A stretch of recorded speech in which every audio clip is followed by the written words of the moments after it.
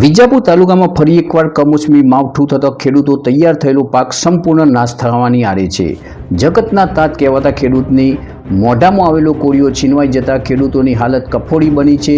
વિજાપુર તાલુકામાં 2 દિવસથી પડેલા કમોસમી વરસાદ ખાબકતા ખેડૂતોને તૈયાર થયેલા પાકમાં વ્યાપક નુકસાન થયું હતું।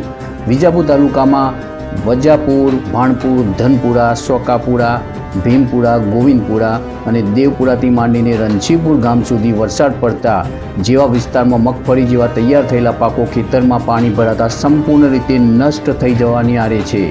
સરકાર દ્વારા ઝડપથી ખેતરનું સર્વે કરાવી ખેડૂતોને યોગ્ય સહાય ચૂકવવા માંગ ઉઠી છે અને મહેસાણા જિલ્લાના કલેક્ટરશ્રીને વિજાપુર ધારાસભ્ય ડૉક્ટર સીજે ચાવડાએ ભલામણ કરી છે કે જે પણ ખેડૂતોને નુકસાન થયું છે તેઓના ખેતરની ફોટોગ્રાફી, વિડીયોગ્રાફી કરી ગ્રામસેવકનો સંપર્ક કરી આપવા સીજે ચાવડાએ ભલામણ પણ કરી છે અને કૃષિ પ્રગતિ એપ દ્વારા સેલ્ફ સર્વે કરવાનો નિર્ણય કરેલ છે।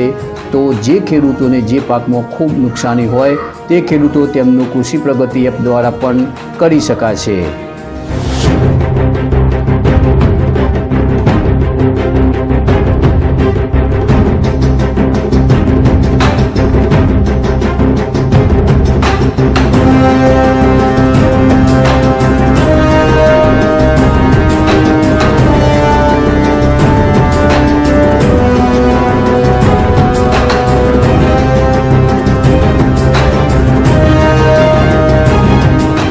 બ્યુરો રિપોર્ટ, જીજીઓલ ગુજરાતી ન્યૂઝ, વિજાપુર।